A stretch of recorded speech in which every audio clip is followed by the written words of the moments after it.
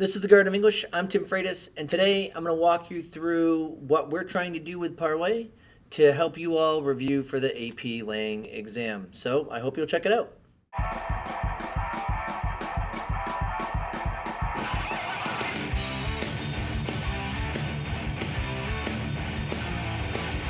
As I begin this video, I need to give a huge shout out not only to Parlay for allowing the Garden of English to kind of put this review set together, but to Lauren Peterson, who worked incredibly hard with me on the first three to actually start building this review set. So thank you so much to Lauren, and I look forward to working more on this with you.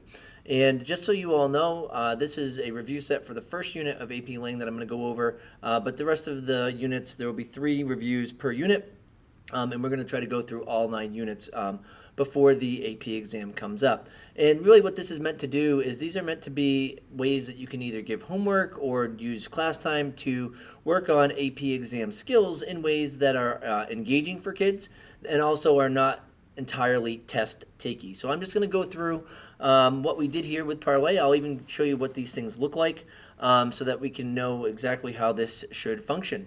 So anyway, let me shrink myself up right here. And you'll notice that here we have Parlay, and you can try Parlay for free, and they actually, the Parlay universe is always free, and then I think you get your first 12 roundtables for free, and that's pretty excellent. So I'm going to sign in, and that sign in is actually right up here underneath my face, so we'll just put myself back there.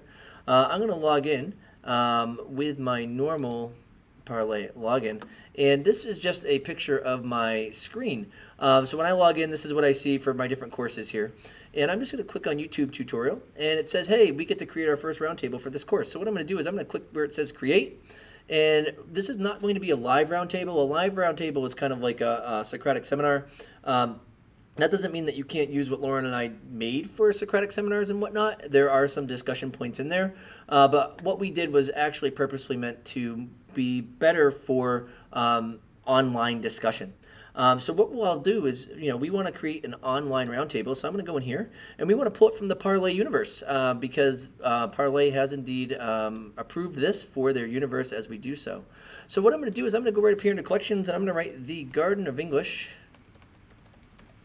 Okay, and then you'll notice that there's no individual roundtables, but there is a set of collections, and this is the AP English Language Exam Review. So we're going to click on here, and you will actually see our first 3 review sessions here. And like I said, we're going to add to those as during the upcoming weeks. Okay, and so we do have these numbered for you. And Unit 1.1, the first lesson, is going to have kids focus on context and exigence. 1.2 is going to have the kids focus on audience and purpose. And then Unit 1.3 is going to be claims, evidence, and revision. And so what I want to do here is I'm going to want to click the open. I want to click on that, whichever one I want to use or whatever one I want to review and look at. And you'll notice that we have our learning goals up here, and you'll notice that we have the skills and where they match with the course and exam description from AP Language. And then Lauren and I give a little snippet about what we're doing. So this whole Unit 1, we tried to focus on marketing and technology as we looked at things. And we tried to also use multimedia. So there will be some written elements and some visual elements. This one's predominantly visual in terms of the sources that we're going to use. But what we do is we ask the students to watch the first iPod commercial ever, the first iPhone commercial ever, and 2020 iPhone commercial here. And what we want is we are really practicing the identify elements of the rhetorical situation, particularly context and exigence, and then describe how a speaker addresses that. And so we're using those verbs from the AP Lang Unit 1 course and exam description that matches with the skill. So we're really trying to keep this in with the CED. And so you'll notice here is that we've broken up, right, identify, and we wanted to focus on context and exigence because speaker, audience, and purpose are easier for kids to manage. Context and exigence, we want them to be able to view things and figure that out without getting it in a prompt, let's say. So notice how that we move from identify and then we go to describe. And so we tried to scaffold what we're doing here. And you'll notice it says for each of the commercials, answer the following questions. And for context, we're asking what cultural values are highlighted in each commercial.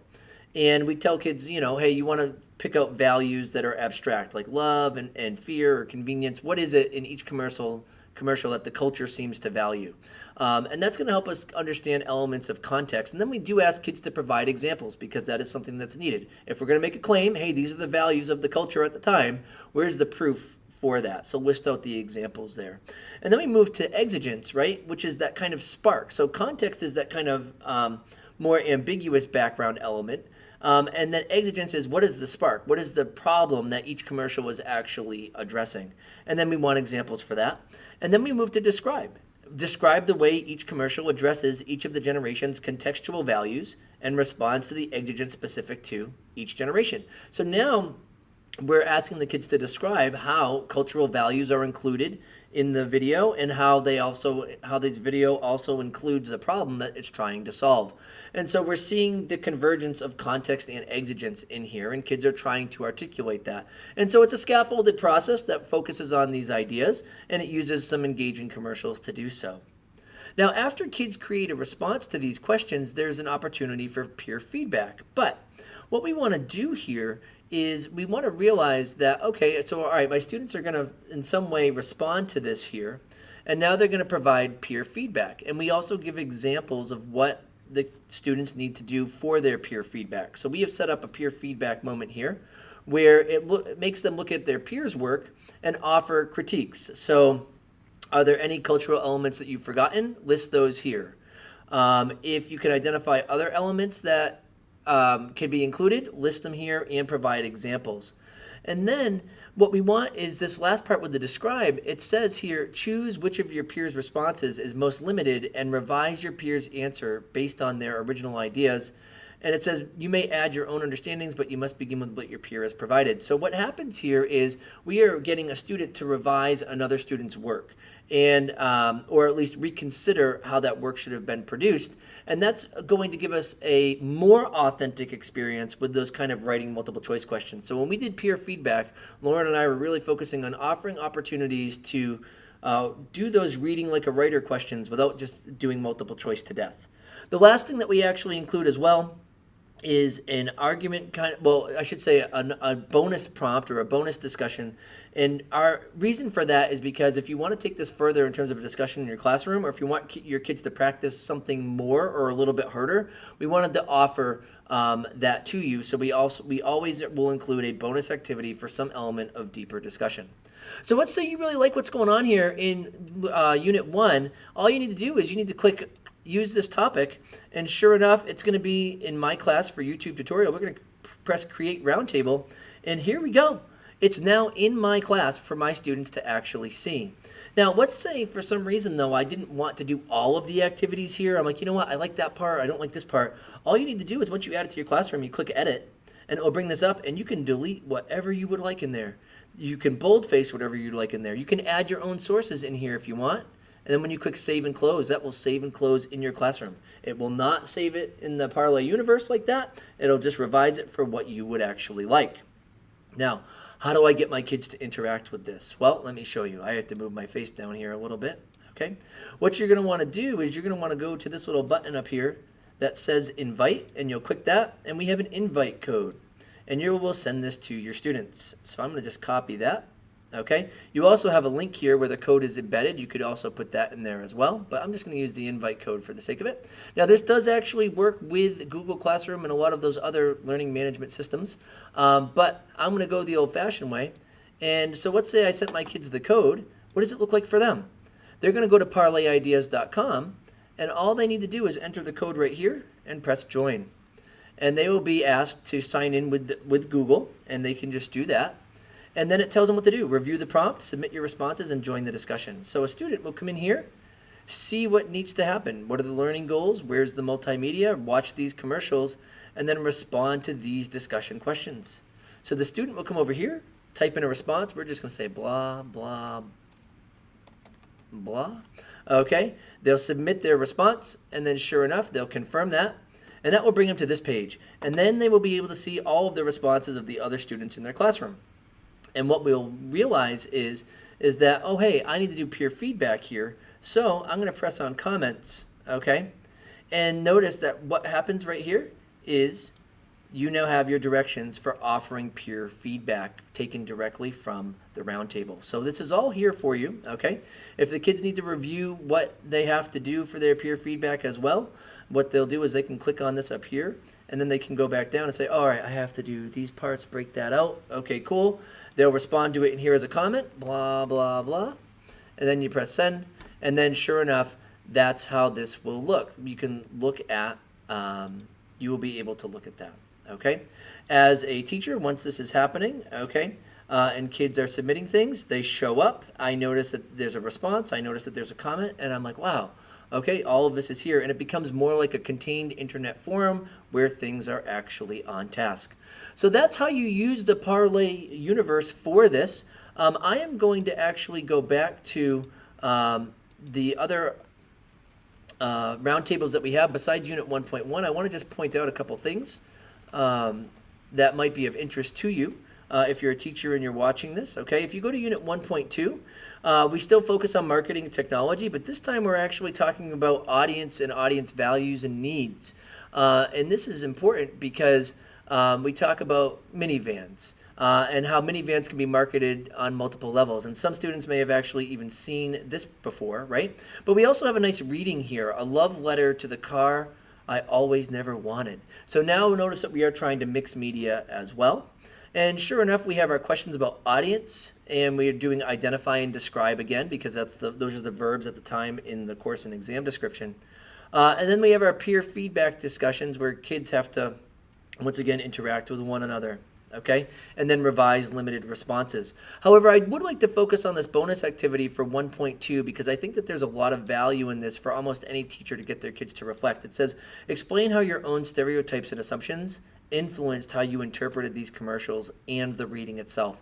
This is really important because as we work to get kids to produce commentary, they need to realize that their assumptions and the stereotypes that they accept are what allow them to make the judgments that they do that they have to provide commentary for. So this bonus discussion here I think is extremely worthwhile, especially because they'll realize all of the stereotypes that they brought into this idea of what it means to own a minivan.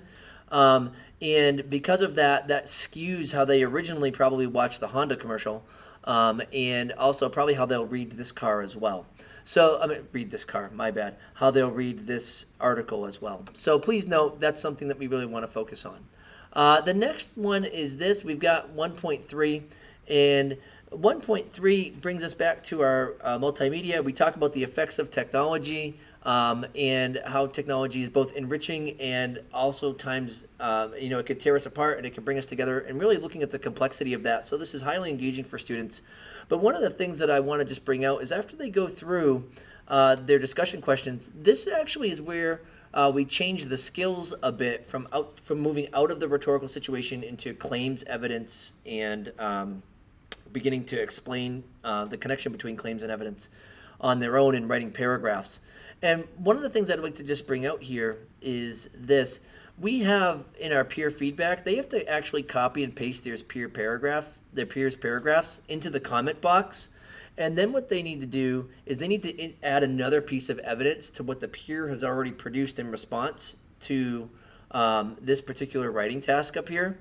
And they need to add to it and make it flow within another peer's writing. And once again, this is just working on those revision skills. Can I see what can be added to make this better and still try to maintain their voice? Or can I correct what was wrong and try to tighten this up a little bit? Okay, and then our deeper discussion here actually focuses on rhetorical analysis skills and a little bit of argument, but it's really looking at rhetorical analysis where why is it that it's this case with one commercial? Why is it that it's this case with another commercial? And then how does that create a complexity of what technology can do for human beings? So that's just a quick walkthrough of everything that we did for the Parlay universe here. Like I said, we are going to release 3 for each unit all the way up to the AP exam. We are in the midst of working on Unit 2 right now. And like I said, I look forward to doing that. I encourage you to check out Parlay. There is an affiliate link right down below in the description. I encourage you to click on it there, or if you just go to thegardenofenglish.com and click on the Parlay link there, that actually helps out the Garden of English as an affiliate link. if this video was helpful to you at all, or if you're looking forward to more ways that we can help you in your classroom, please just click like and subscribe. That's the easiest way to actually help us.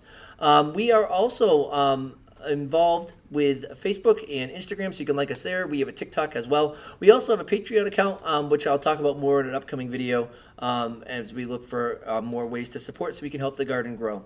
I look forward to seeing you all again, and I hope that you are able to use Parlay. And if you do and you have a good experience with it, or even if it's a bad experience that you want us to try to fix, then by all means leave it in the comments right down below. And it was nice to see you all, and we'll see you soon.